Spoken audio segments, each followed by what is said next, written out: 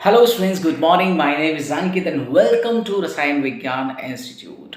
तो आज हम एटॉमिक स्ट्रक्चर चैप्टर लेकर आए हैं और ये चैप्टर बेटा जी बहुत ज़्यादा इम्पॉर्टेंट है और इसके इम्पॉर्टेंट होने के बहुत सारे रीजंस हैं। तो सबसे पहले हम आज की कहानी अपनी स्टार्ट करते हैं जो कि एटॉमिक स्ट्रक्चर है। तो आज मैं आपको कुछ बातें रिगार्डिंग द एटॉमिक स्ट्रक्चर सिखाने वाला हूँ कि किस तरीके से हम इस चैप्टर को पढ़ेंगे, क्या हमारी डिज़ाइनेशन है इस चैप्टर को लेकर। तो ठीक है, मैं स्टार्ट करता हूँ इस चैप्टर को। बहुत ध्यान से, बहुत केयरफुली आप अपने नोट्स बना लीजिए और एक एक बात जो मैं बता रहा हूँ आपको वो बहुत डिटेल बातें होंगी, बहुत इंपॉर्टेंट डिस्कशंस होंगे इस एटॉमिक स्ट्रक्चर के ऊपर। तो बहुत ध्यान से और कॉन्सेंट्रेशन के साथ आपको सारी चीज़ें देखनी है। चलो तो स्टार्ट करते हैं एटॉमिक स्ट्रक्चर को। तो बेटा जी ये जो आपके पास एटॉमिक स्ट्रक्चर है, सबसे पहले मैं आपको इसके बारे में बताता हूँ कि सर इसके इम्पॉर्टेंट होने के रीजंस क्या क्या हैं। मतलब सबसे पहली बात हमारे पास यहाँ पे मैंने आपके सामने एक छोटा सा क्वेश्चन लिख दिया कि why we read this chapter. Read this chapter, बहुत छोटी सी बात है ये, क्योंकि अगर आप कुछ भी पढ़ रहे हो ए से जेड तक, आपको पता होना चाहिए कि हम वो चीज़ पढ़ क्यों रहे हैं, क्या उसको अप्लाई हम कहीं कर सकते हैं, क्या उससे चीज़ें हमें जानने को मिलेंगी, ये जानना बहुत ज़रूरी है। अगर आप किसी चीज़ को पढ़ना चाहते हो, अगर आप किसी चीज़ को सीखना चाहते हो एक फील के साथ, है ना। मतलब हमारा मोटिव सिर्फ पढ़ना नहीं है, हमारा मोटिव सीखना है एक फील के साथ उस टॉपिक को कि सर इसमें असल में कहानी क्या है। तो सबसे पहले मैंने आपके सामने ये एक क्वेश्चन लिख दिया है कि why we read this chapter. हम इस चैप्टर को क्यों पढ़ेंगे, क्या इंपॉर्टेंस है इस चैप्टर की, ये जानना बहुत जरूरी है। अच्छा, सबसे पहले कि सर अगर आप ये आंसर जानना चाहते हो कि क्यों पढ़ें इस चैप्टर को, तो पहला आंसर है कि सर ये एग्जाम्स में आएगा। सबसे पहला आंसर क्या है कि ये एग्जाम्स में पूछा जाएगा। और अगर मैं एग्जाम्स की बात करूं तो जनरली मैं कुछ एग्जाम्स आपको बताता हूं, जैसे कि सबसे पहले मैं बात करूं जेई एग्जाम की, जेई मेंस की बात कर रहा हूं मैं। तो बेटा जी जेई मेंस के अंदर इसके दो क्वेश्चंस तो पूछे जाते हैं, दो से हो सकता है तीन हो जाएं, बट मिनिमम दो क्वेश्चंस की वेटेज है। तो मतलब 8 मार्क्स आपको ये चैप्टर यहां से दिलवा देगा। 8 मार्क्स जेई के अंदर। अगर आपने एटॉमिक स्ट्रक्चर को बहुत अच्छे से समझ लिया तो 8 नंबर आपके एकदम पक्के हैं। इतना मैं पढ़ा दूंगा आपको।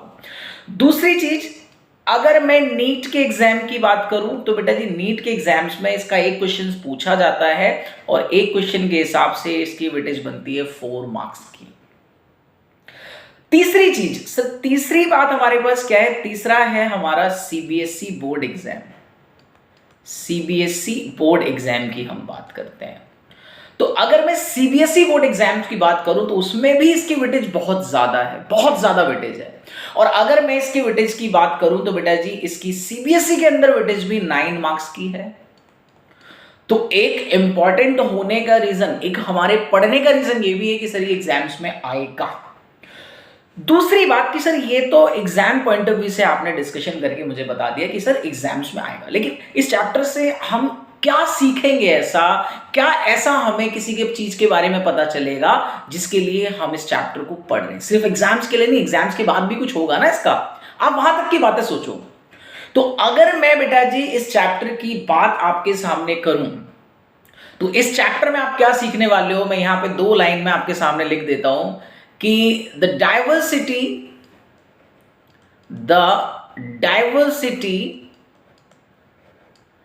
द डाइवर्सिटी मतलब कि variation, the diversity in chemical behaviour, the diversity in chemical behaviour of elements can be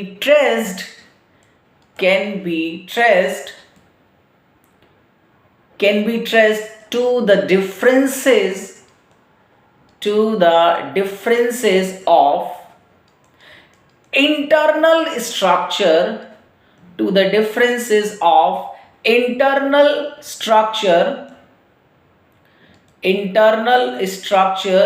of an atom of elements। बस ये लाइन अगर आपको समझ में आ गई, दैट मीन्स आपको ये समझ में आ गया कि सर ये एटॉमिक स्ट्रक्चर हम पढ़ क्यों रहे हैं। ध्यान से सुनना। उसने आपसे क्या कहा, जरा इस लाइन को आप फील करो। देखो, फील करना जरूरी है। वो कह रहा है कि the diversity in chemical behaviour, मतलब आप जानते हो कि आपके पास बहुत सारे एलिमेंट्स हैं, डिफरेंट डिफरेंट एटम्स के। आपने एक सोडियम एटम ले लिया, आपने पोटेशियम ले लिया, आपने आयरन ले लिया, आपने क्रोमियम ले लिया, आपके पास बहुत सारे एटम्स हैं। और आप देखो कि हर एटम का केमिकल बिहेवियर अलग है, हर एलिमेंट का केमिकल बिहेवियर अलग है। अगर आप जानना चाहते हो कि सर एटम के बदलने से केमिकल बिहेवियर क्यों बदल रहा है, अगर आप जानना चाहते हो कि एटम के बदलने से केमिकल बिहेवियर क्यों बदल रहा है, उसके अंदर क्यों डाइवर्सिटी है, तो आपको समझना पड़ेगा कि एटम का इंटरनल स्ट्रक्चर क्या है, एटम की इंटरनल कहानी क्या है, ये आपको समझना पड़ेगा। और ये आपके समझ में आ गया, दैट मीन्स कि एटॉमिक स्ट्रक्चर का खेल खत्म। यही हमारा मेन मोटिव है इस चैप्टर को पढ़ने का। समझ में आई बात? तो आपको समझना है कि सर एटम को बदलने की वजह से एलिमेंट की chemical behaviour, chemical properties differentiate कर जाती हैं। और अगर आप जानना चाहते हो कि सर डिफरेंशिएट क्यों करती है, तो आपको उसके इंटरनल ज्योमेट्री पे जाना पड़ेगा, उसके इंटरनल स्ट्रक्चर को आपको समझना पड़ेगा। तो ये है इस चैप्टर को पढ़ने का रीजन। आई होप आपको इतनी बात समझ में आ गई कि क्यों पढ़ेंगे। पहला एग्जाम्स में आएगा, दूसरा हमें कुछ बता के जाएगा। ठीक है, चलो आगे बढ़ते हैं। अगर बेटा जी मैं बात करूं, क्योंकि सबसे पहले मैं आपको डायरेक्ट चैप्टर पे लेके नहीं जाऊंगा, उससे पहले मैं आपको फील कराऊंगा कि क्या कहानियां हैं इस चैप्टर के अंदर, क्या क्या चीजें हम पढ़ेंगे इस चैप्टर के अंदर। तो सबसे पहले मैंने बात की ओवरव्यू। सबसे पहले मैं आपको बताऊंगा इस चैप्टर का ओवरव्यू। सर इस चैप्टर का ओवरव्यू क्या है, ध्यान से देखना। तो अब हम बात करते हैं इसकी ओवरव्यू की। तो ये बेटा जी एटम की जो कहानी थी बहुत पहले स्टार्ट हो गई थी, बहुत पहले। ये कहानी आपकी 400 बीसी से स्टार्ट हो गई थी, 400 बीसी से। और 400 बीसी ने कुछ हमारे फिलोसोफर थे, कुछ इंडियन थे, कुछ ग्रीक फिलोसोफर थे। उन फिलोसोफर ने एटम को लेके कुछ बातें डिस्कस करी, एटम को लेके कुछ एक्सप्लेनेशंस दी।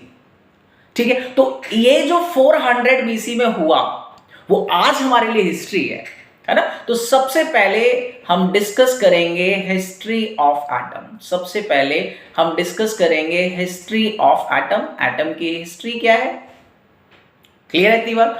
अच्छा, दूसरी बात कि सर जैसे ही हम हिस्ट्री पढ़ लेंगे, और हिस्ट्री, ये देखो हिस्ट्री 400 बीसी में आई, और 400 बीसी के बाद बहुत टाइम लग गया, किसी ने भी एटम के बारे में किसी तरीके का कोई डिस्कशन नहीं दिया। बहुत टाइम बीता, तो बहुत टाइम के बाद लगभग 18th सेंचुरी आ गई। तो उसके बाद बेटा जी एक साइंटिस्ट आए जिन्होंने सबसे पहले एटम को एक्सप्लेन करने के लिए अपनी एक थ्योरी दी, एक थ्योरी समझाई। उनका नाम था Dalton's atomic theory. Dalton's atomic theory. तो मैं आपको डाल्टन्स एटॉमिक थ्योरी बताऊंगा कि सर डाल्टन्स एटॉमिक थ्योरी क्या है। हालांकि डाल्टन्स के बारे में डिस्कशन आपने क्लास 9th में कर चुके हो, है ना, कि डाल्टन्स की एटॉमिक थ्योरी क्या थी।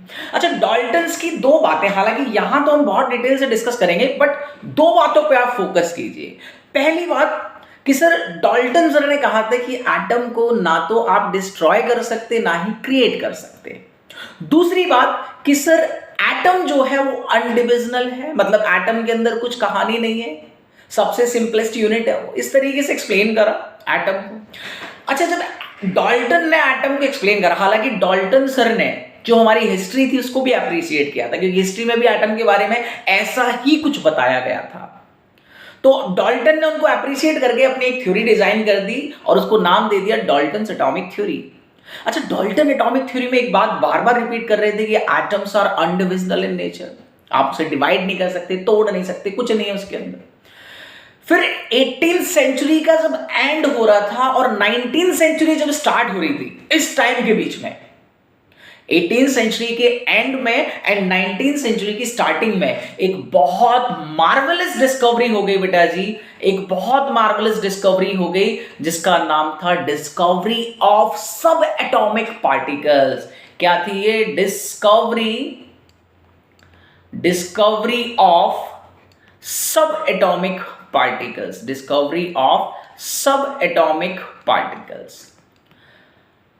अब ये सर सब एटॉमिक पार्टिकल्स क्या थे?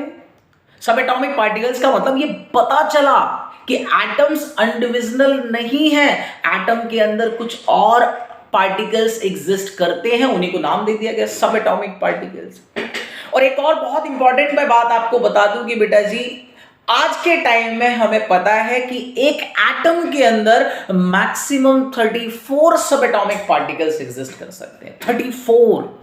सोचो आप। लेकिन हमारा जो डिस्कशन है, मतलब जितने ज्यादा हमने पढ़े हैं, हमने इलेक्ट्रॉन के बारे में डिस्कस किया है, हमने प्रोटॉन के बारे में डिस्कस किया है, हमने न्यूट्रॉन के बारे में डिस्कस किया है। बाकी के बारे में हमारा डिस्कशन बहुत कम है। हालांकि आपने नाम सुने होंगे, क्वार्क सुना होगा, मीसोन सुना होगा, पॉजिट्रिनो सुना होगा, इस तरीके के और भी सब एटॉमिक पार्टिकल्स एटम के अंदर एग्जिस्ट करते हैं। सुने होंगे आपने, बहुत अच्छे से सुने होंगे। ठीक है, अब इलेक्ट्रॉन, प्रोटॉन, न्यूट्रॉन का ही डिस्कशन क्यों किया गया? बिकॉज उनका एग्जिस्टेंस ज्यादा था, और जिनका एग्जिस्टेंस ज्यादा होते हैं वो स्टेबल होते हैं, और स्टेबल चीजों की ही बातें की जाती है। यानी स्टेबल के बारे में हम क्यों डिस्कस करें? क्लियर है इतनी बात? तो इसके बाद बेटा जी सब एटॉमिक पार्टिकल्स की डिस्कवरी होनी स्टार्ट हो गई, और इलेक्ट्रॉन डिस्कवर हुआ, प्रोटॉन डिस्कवर हुआ, न्यूट्रॉन डिस्कवर हुआ। तो यहां पे मैं बहुत डिटेल से आपको बताऊंगा कि इलेक्ट्रॉन की डिस्कवरी कैसे दिमाग में आई, कैसे उसको नॉमिनेट किया गया, कैसे उसका चार्ज डिटरमाइन किया गया, कैसे उसका एग्जिस्टेंस बताया गया, कैसे उसका मास बताया गया। सारी बातें आपके साथ डिस्कस करूंगा विद एक्सपेरिमेंटल प्रूफ। ठीक है, फिर हम प्रोटॉन की डिस्कवरी पढ़ेंगे, इसी तरीके से हम न्यूट्रॉन की डिस्कवरी पढ़ेंगे। लेकिन सर जैसे ही ये डिस्कवरीज हो गई, तब तक तो प्रॉब्लम्स कम थी, लेकिन जैसे ही ये पता चल गया लोगों को कि सर एटम्स अनडिविजिबल नहीं है, एटम के अंदर सब एटॉमिक पार्टिकल्स एग्जिस्ट करते हैं, अब मार्केट में लग गई आग।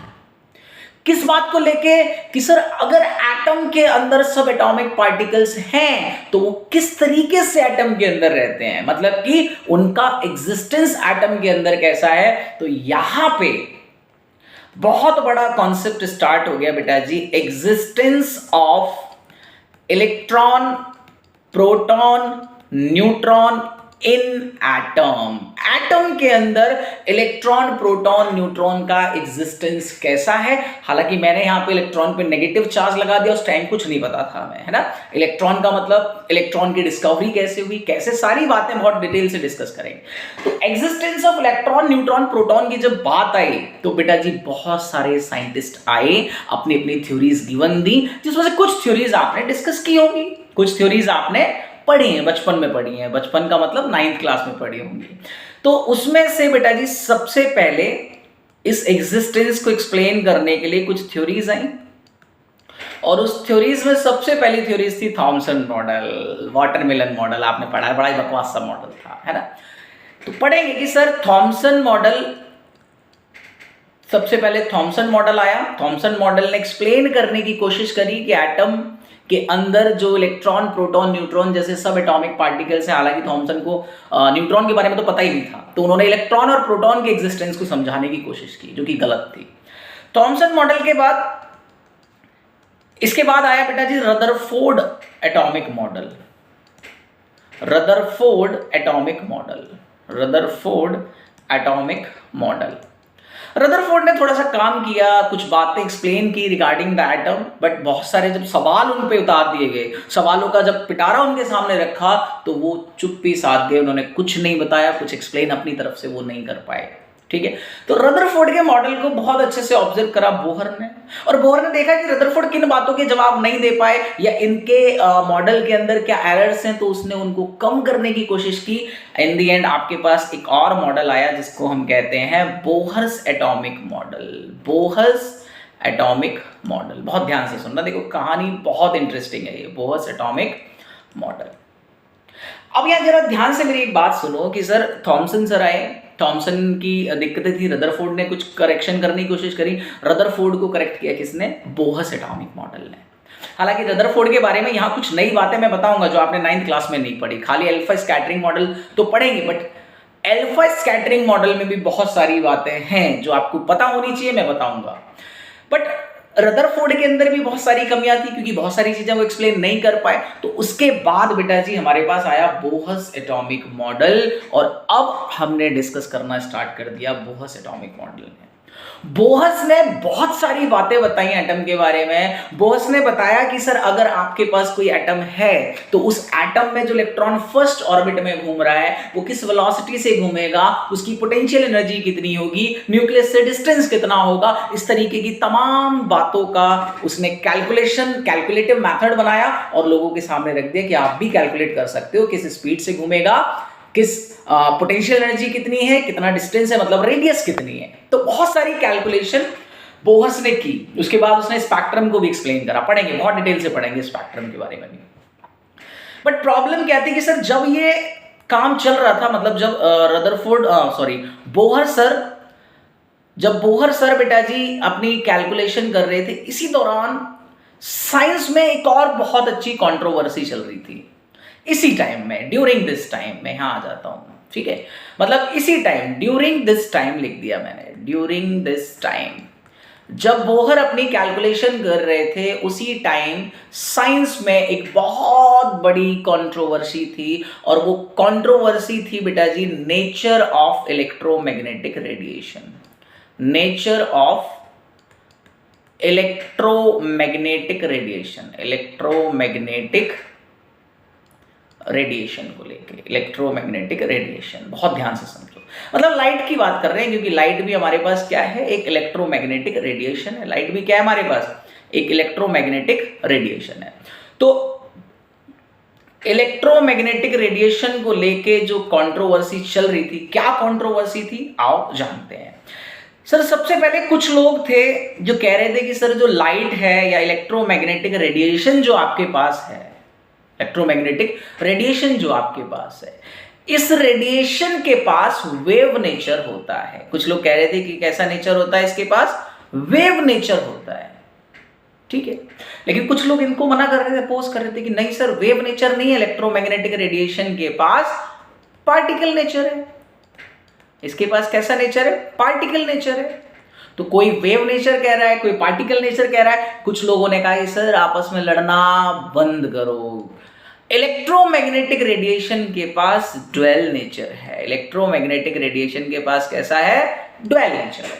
तो बड़ी फाइट थी इस बात को लेके कि सर वेव नेचर है, पार्टिकल नेचर है, ड्वेल नेचर है। पहले मैं इसमें एक बात आपको समझा दूं कि सर पहले आपको पता होना चाहिए कि वेव नेचर और पार्टिकल नेचर के बीच में डिफरेंशिएशन क्या है। अगर आपको ये नहीं पता तो लड़ना ही बेकार है। क्यों वैसे सर मार रहे हो, आपको पता तो हो, लड़ किस मुद्दे पे रहे हैं हम, समझ रहे हो ना। तो वेव नेचर और पार्टिकल नेचर को अगर मैं डिफरेंशिएट करूं तो पहले मैं आपको बताता हूं वेव नेचर के बारे में।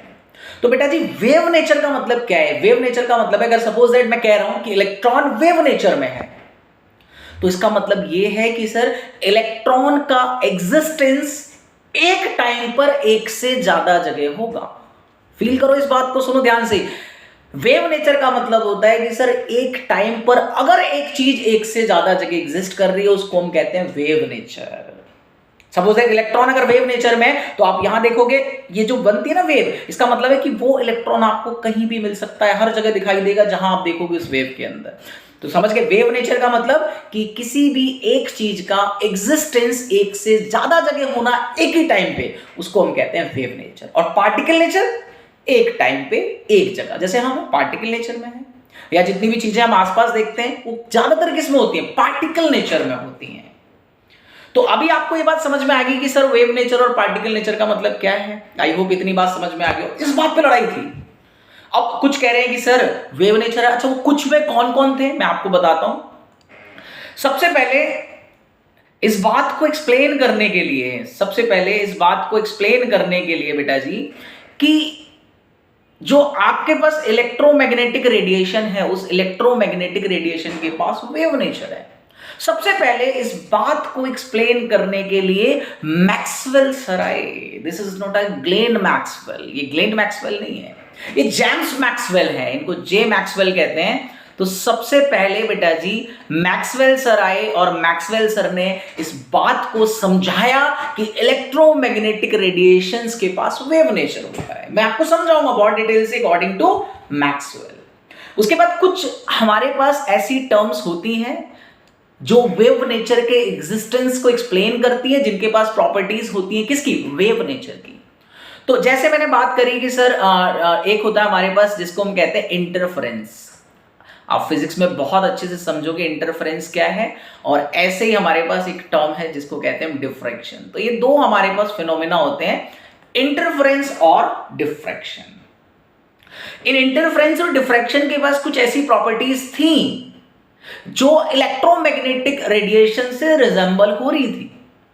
और इंटरफेरेंस डिफ्रैक्शन दोनों वेव के फिनोमेना है, वेव के फंक्शन है। तो यहां से भी आइडिया लगा कि सर इलेक्ट्रोमैग्नेटिक रेडिएशन के पास वेव नेचर है। कहानी यहां रुकी नहीं, अपोजिशन हर जगह है भाई, अपोजिशन हर जगह है। आओ इससे आगे की कहानी जानते हैं कि सर चलो वेव नेचर को समझाने लोग आए। अब बात आई पार्टिकल नेचर कि सर पार्टिकल नेचर को भी बताने आए होंगे लोग बात। तो पार्टिकल नेचर को सबसे पहले एक्सप्लेन करने के लिए आए थे जिनका नाम था प्लैंक्स नाम के साइंटिस्ट थे, जिन्होंने दी था प्लैंक्स क्वांटम थ्योरी। जिन्होंने क्या बताया? प्लैंक्स क्वांटम थ्योरी के बारे में बताया, प्लैंक्स क्वांटम थ्योरी के बारे में बताया। उसके बाद दूसरा प्लैंक्स क्वांटम थ्योरी ने बताया, प्लैंक्स साइंटिस्ट ने उन्होंने अपने एक कॉन्सेप्ट बताया कि किस तरीके से जो इलेक्ट्रोमैग्नेटिक रेडिएशन है वो पार्टिकल नेचर में एग्जिस्ट कर रही है। इसके बाद एक और बहुत इंपॉर्टेंट मतलब हमारे पास ये कह सकते हैं कि सर एक्सपेरिमेंट हुआ जिसको हम कहते हैं क्या, फोटो इलेक्ट्रिक इफेक्ट। जिसको हम क्या कहते हैं? फोटो इलेक्ट्रिक इफेक्ट कहते हैं बेटा जी, जिसको हमने नाम दिया फोटो इलेक्ट्रिक इफेक्ट। ध्यान से समझो, फोटो इलेक्ट्रिक इफेक्ट। ये जो फोटो इलेक्ट्रिक इफेक्ट है ये भी बहुत इंपॉर्टेंट हमारे पास एक तरीके का एक्सपेरिमेंट था एक्सप्लेन करने को कि इलेक्ट्रोमैग्नेटिक रेडिएशन के पास पार्टिकल नेचर है। और ये जो इफेक्ट था बेटा जी हर्ट्ज सर ने दिया था। हर्ट्ज का नाम आपने सुना होगा, जब फ्रीक्वेंसी की यूनिट की बात करते हैं तो हर्ट्ज लगाते हैं ना, हर्ट्ज इज अ साइंटिस्ट ने।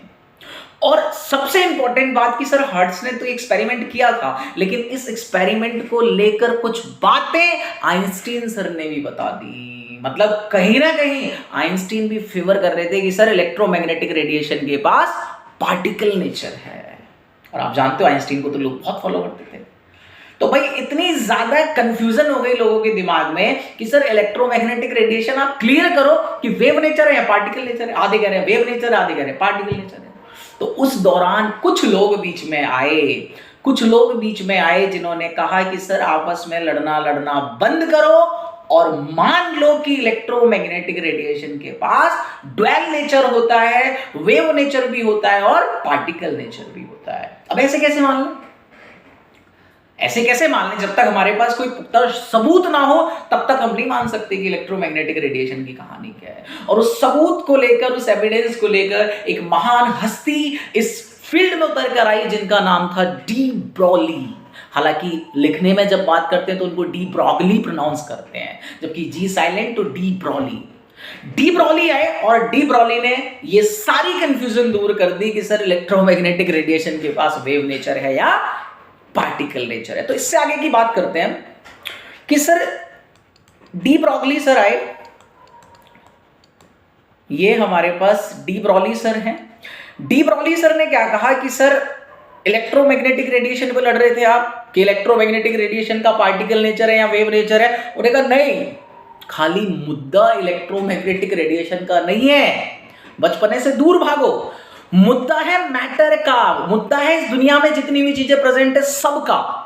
उन्होंने कहा मैं ये बात नहीं कह रहा कि इलेक्ट्रोमैग्नेटिक रेडिएशन के पास वेव नेचर है या पार्टिकल नेचर है। मेरी बात ध्यान से सुनो, मैं ये कह रहा हूं कि सर इस दुनिया के अंदर जितनी भी चीजें हैं सबके पास पार्टिकल नेचर भी है और वेव नेचर भी है। मतलब डी ब्रॉगली ने कहा, उन्होंने ड्वेल नेचर को सपोर्ट करा और ड्वेल नेचर में उन्होंने कहानी खत्म कर दी कि सर मुद्दा सिर्फ इलेक्ट्रोमैग्नेटिक रेडिएशन का नहीं रहा, ड्वेल नेचर मैटर के अंदर होता है। इस दुनिया के अंदर जितनी भी चीजें हैं सबके पास ड्वेल नेचर है। अब यहां पे एक और तहलका मच गया मार्केट में, अब क्योंकि लोग तो अब तक कंफ्यूज थे। अब उसने कहा सर हर चीज के पास, हम तो इलेक्ट्रोमैग्नेटिक रेडिएशन पे लड़ रहे थे। इन्होंने आके कहा कि इस दुनिया की जितनी भी चीजें सबके पास ड्वेल नेचर है। तो अब भाई यहां पे बहुत ज्यादा तहलका मच गया। अब कहानियां नई स्टार्ट होने लगी कि सर दोनों नेचर है, तो इस बात को समझाने की कोशिश करो। और इनके पास लोग गए, उन्होंने कहा सर आप कह रहे हो दोनों नेचर है, और वेव नेचर का मतलब है कि एक चीज एक टाइम पे एक से ज्यादा जगह एग्जिस्ट करेगी, मानते हो? उन्होंने कहा मानता भी हूं और जानता भी हूं। अब एक्सप्लेन करो कि सर अगर ऐसी बात है तो हमारे पास वेव नेचर होना चाहिए, अगर डुअल नेचर है तो, और हमारे पास अगर वेव नेचर होना चाहिए तो बेटा जी हम भी एक से ज्यादा जगह एग्जिस्ट होने चाहिए। यहीं से दिमाग में लोगों के आ गया पैरेलल वर्ल्ड की कहानी। आपने जो आज तक सुनी है ना कहानी कि पैरेलल वर्ल्ड क्या है, तो यही कॉन्सेप्ट है कि अगर हमारे अंदर वेव नेचर है अकॉर्डिंग टू डी ब्रॉली तो सर हमारा एग्जिस्टेंस एक से ज्यादा जगह होना चाहिए। तो पैरेलल वर्ल्ड तो यहां दिमाग में आ गया कि सर हाँ हम जैसी दुनिया एक और होनी चाहिए। हालांकि इट्स अ हाइपोथेसिस, अभी कोई इस पे ऑब्जर्वेशन नहीं हुआ ठीक से, किसी ने देखा नहीं कुछ, लेकिन सिर्फ हमारी हाइपोथेसिस है ये। अच्छा, डी ब्रॉगली के पास लोग पहुंचे, उन्होंने कहा सर एक बात बताओ, आप मुझे बताओ कि अगर आप कह रहे हो कि मैटर के पास वेव नेचर भी है, मैटर के पास पार्टिकल नेचर भी है, आप कह रहे हो हम मान लेते हैं, ठीक है पार्टिकल नेचर भी है, हम बिल्कुल आपकी बात समझते हैं, लेकिन एक बात आप मुझे समझा दो कि अगर वेव नेचर है, ये इतनी सारी चीजें मेरे पास रखी है, ये एक जगह ही क्यों दिखाई दे रही है, एक से ज्यादा जगह मुझे क्यों नहीं दिखाई दे रही? उन्होंने कहा रुक जाओ, आराम से करेंगे इसको भी एक्सप्लेन। उन्होंने बेटा जी एक इक्वेशन बनाई, उन्होंने क्या करा, एक इक्वेशन बनाई और उस इक्वेशन से दो बातें बताई। मैं आपको जब इक्वेशन पढ़ाऊंगा तो बहुत डिटेल से बताऊंगा, अभी सिर्फ ओवरव्यू ले लो। दो बातें बताई। पहली बात कि सर जिस भी ऑब्जेक्ट का मास अगर बहुत कम होगा, बहुत कम मतलब बहुत ज्यादा कम होगा, तो उन चीजों के पास नेचर तो दोनों होंगे बट उनके पास वेव नेचर ज्यादा होगा, इसलिए उनका वेव नेचर डोमिनेट करेगा, इसलिए उनके अंदर वेव नेचर क्या करेगा, डोमिनेट करेगा। उनकी क्वेश्चन ने समझाया कि सर अगर किसी ऑब्जेक्ट का मास ज्यादा है, मोर है, तो उसके अंदर पार्टिकल नेचर ज्यादा होगा, होंगे दोनों बट पार्टिकल नेचर क्या होगा, थोड़ा सा ज्यादा होगा, इसलिए उसके अंदर पार्टिकल नेचर डोमिनेट करेगा। अब आपके लिए तो बड़ी खुशखबरी वाली बात थी कि सर इसने इलेक्ट्रोमैग्नेटिक रेडिएशन की कहानी खत्म करी, दुनिया की कहानी स्टार्ट कर दी। लेकिन जरा आप बोहर की शक्ल देखो, बोहर के पास जाके बैठो, उसकी दास्तान सुनो, उसने सारी कैलकुलेशन एटम को पार्टिकल मान के करी थी। बोहर की मैक्सिमम कैलकुलेशन जो थी वो एटम को एक पार्टिकल कंसीडर करके की थी, और ब्रॉली ने कह दिया क्योंकि एटम, इलेक्ट्रॉन, एटम के मास बहुत कम है, तो according to that wave nature dominate करना चाहिए वहां पर, और अगर वेव नेचर डोमिनेट करेगा तो बोहर की कैलकुलेशन का क्या होगा। तो बेटा जी यहां पे बोहर को एक बहुत तगड़ा झटका लगा, उसकी सालों की मेहनत दांव पे लग गई कि सर अब तो काम खत्म। बहुत सारी चीजें, मतलब जैसे डी ब्रॉगली का कॉन्सेप्ट आया, बोहर ने अपना सर पकड़ लिया कि सर यहां तो गड़बड़ हो गया मामला, अब क्या करें। तो बेटा जी बोहर की एक लिमिटेशन है, ये एक फेलियर पॉइंट है जो डी ब्रॉगली ने एक्सप्लेन करा, ड्वेल नेचर ऑफ मैटर। और ये तो चलो चल ही रहा था, ये अब तो वैसे भी बुरे दिन स्टार्ट हो गए, किसके, बोहर्स के। इसके बाद फिर एक महान हस्ती आई, एक और महान हस्ती आई जिनका नाम था हाइजेनबर्ग, जिनका नाम था हाइजेनबर्ग, और उन्होंने एक प्रिंसिपल दिया जिसको नाम दिया गया Heisenberg uncertainty principle. Heisenberg uncertainty principle, भाई इसने भी डी ब्रॉगली, इन्होंने भी बोहर का सर पकड़वा दिया। इन्होंने भी एक बात बहुत अच्छी सी कह दी, मतलब हमारे लिए अच्छी, लेकिन बोहर के लिए बहुत बुरी थी। क्या बात कही इन्होंने, कहा कि सर अगर मैं एक इलेक्ट्रॉन की बात कर रहा हूं, अगर मैं एक इलेक्ट्रॉन की बात कर रहा हूं, तो मैं दावे से कह सकता हूं, प्रूफ के साथ कह सकता हूं कि आप साइमल्टेनियसली इलेक्ट्रॉन की वेलोसिटी या मोमेंटम, एक ही बात है, वेलोसिटी और लोकेशन कि इलेक्ट्रॉन कहां पर है, simultaneously never be calculated, never be exactly calculated, आप एग्जैक्टली उसको डिटरमाइन नहीं कर सकते, एग्जैक्टली उसको कैलकुलेट करके नहीं बता सकते कि एक साथ वेलोसिटी कहां है।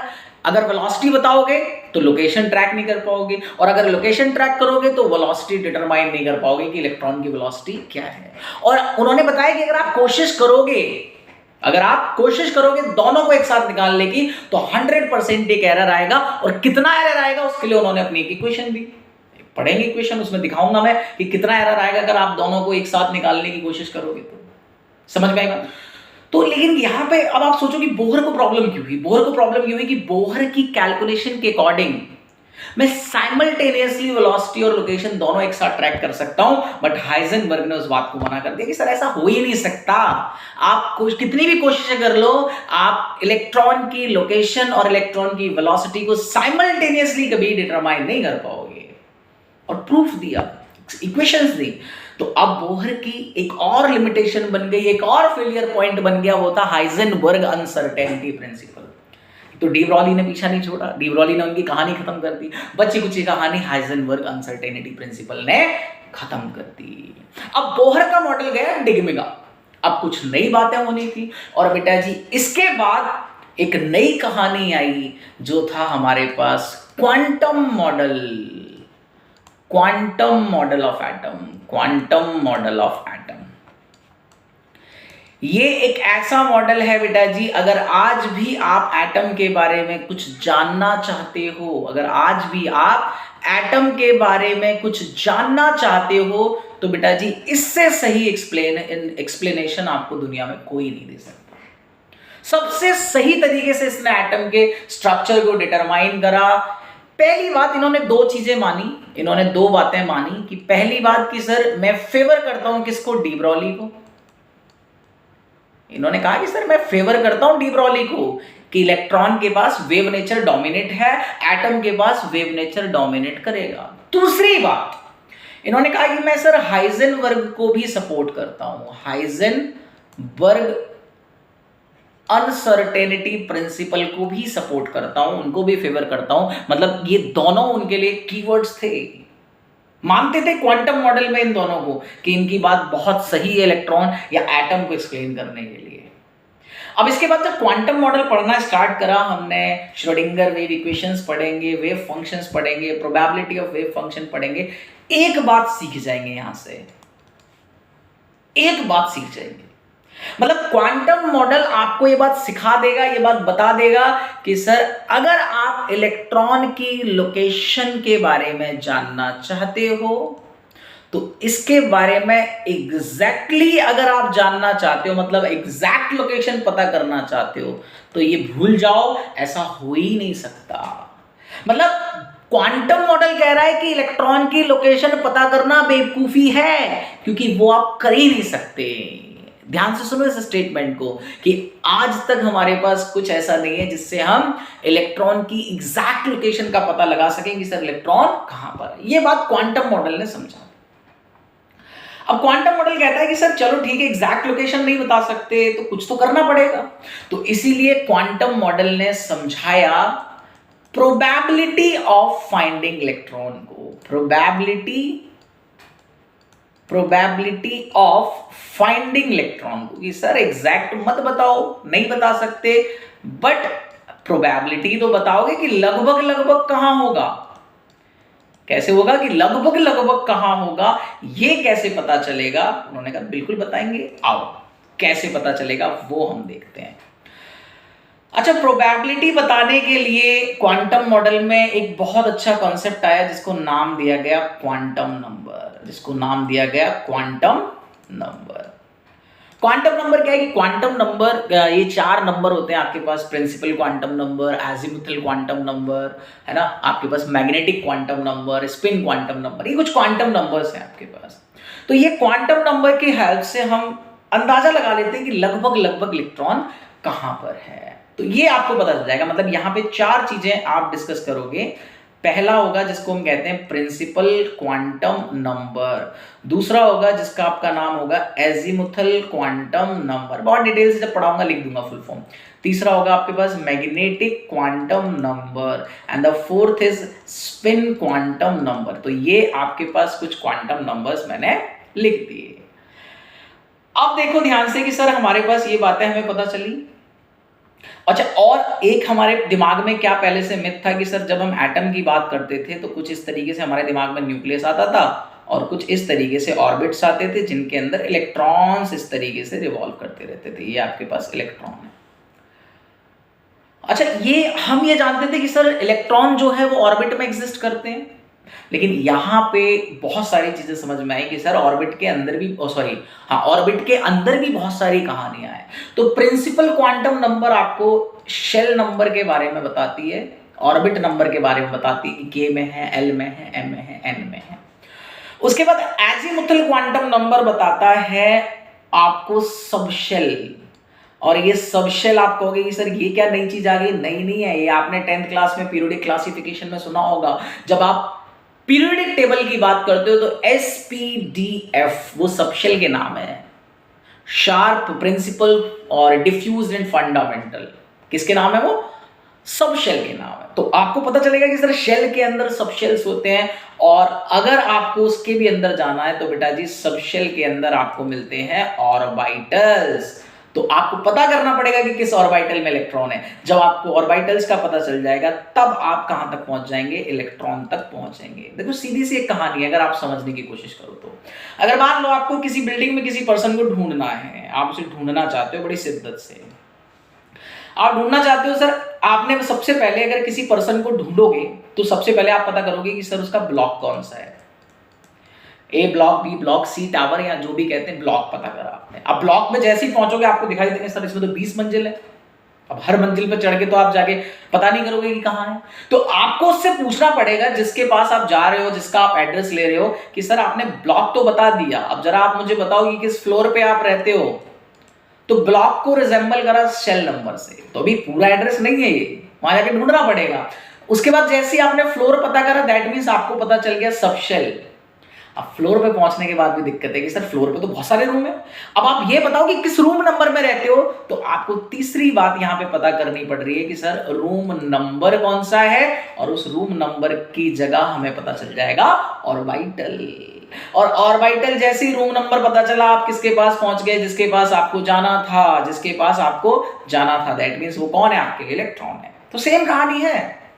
तो अब याद रखना कि ऑर्बिट सारी कहानी नहीं है हमारे पास। ऑर्बिट के अंदर सबशेल्स होते हैं, सबशेल्स के अंदर ऑर्बिटल्स होते हैं, ऑर्बिटल्स के अंदर आपको इलेक्ट्रॉन मिलते हैं। जैसे ही आप यहां पे आपके पास अब नए नए नाम आ गए कि सर ऑर्बिट आ गया, शेल तो आप जानते थे, ऑर्बिट तो आप जानते थे। ऑर्बिट या शेल एक ही बात है भाई, कंफ्यूज मत होना। सबशेल और एक और नाम जुड़ा जिसको नाम दिया गया ऑर्बिटल। तो अब इसके बाद जैसे ही आप ये कहानी पढ़ोगे, अब बेटा जी आपको यहां पे भी इनके बारे में थोड़ा सा डिस्कशन करना पड़ेगा कि इनकी शेप कैसी होती है, इनके स्ट्रक्चर्स कैसे होते हैं, इनको डिफाइन कैसे करते हैं। ये सारी बातें मैं आपको सिखाऊंगा ऑर्बिट के बारे में, सबशेल्स के बारे में और ऑर्बिटल्स के बारे में। तो आपको यहां तक प्रोबेबिलिटी ऑफ फाइंडिंग इलेक्ट्रॉन का आइडिया लग जाएगा कि सर लगभग इलेक्ट्रॉन कहां पर है, इतना आइडिया आपको लग जाएगा। चलो आगे बढ़ते हैं। अब सर जब इतनी कहानी मुझे एटम के बारे में पता चल गई, इसके बाद दो चीजें और रह जाती हैं कि सर अब मुझे बताइए filling process of electron in atom. Filling process of electron in an atom. Electron in an atom, एक एटम के अंदर इलेक्ट्रॉन को किस तरीके से रखा जाए, किस तरीके से डिजाइन किया जाए, उसके प्रोसेस को समझाने के लिए कुछ यहां पे रूल्स रेगुलेशंस बने, कुछ लॉज बने, और जिसमें से सबसे पहले मैं आपको पढ़ाऊंगा अफबाउ रूल। सबसे पहले हम डिस्कस करेंगे किसके बारे में? अफबाउ रूल्स के बारे में। और जैसे अफबाउ रूल्स हो जाएगा, नेक्स्ट हम पहुंचेंगे बेटा जी पाउली एक्सक्लूजन प्रिंसिपल पर। पाउली एक्सक्लूजन प्रिंसिपल पर हम मूव कर जाएंगे। बहुत ध्यान से देखना, पाउली एक्सक्लूजन प्रिंसिपल पे ये भी आपको ये समझाएगा कि इलेक्ट्रॉन को किस तरीके से डिजाइन करना है एटम के अंदर। और इसके बाद एक और हमारे पास कॉन्सेप्ट था जिसको हम कहते हैं हुन्स रूल ऑफ मैक्सिमम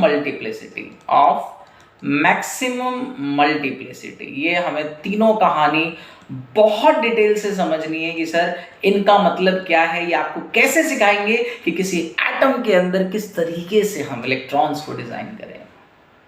जैसे ही आपके पास आपको ये समझ में आ जाएगी बेटा जी, लास्ट कहानी हमारे पास रह जाएगी electronic configuration of an atom.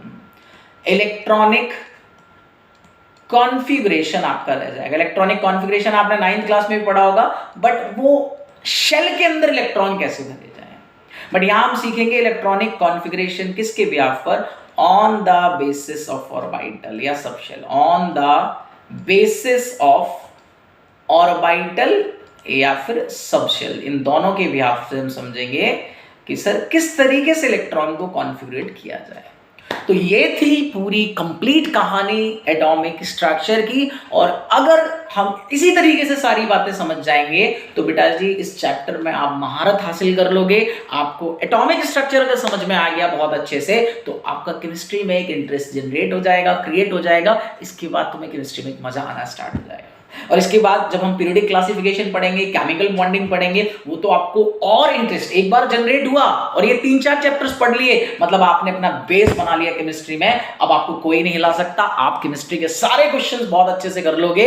आप केमिस्ट्री को समझना स्टार्ट कर दोगे, चाहे कोई भी चैप्टर्स हो, ठीक है। लेकिन ये जितनी बातें मैंने बताई हैं ये फील करनी है, आपको फील करना है ये जो भी मैंने समझाया है ना। खाली ये नहीं कि सिर्फ मैंने बता दिया आपने पढ़ लिया, नहीं, आपने दिमाग, अपने दिल और दिमाग में उतारना, फील करना है इस बात को।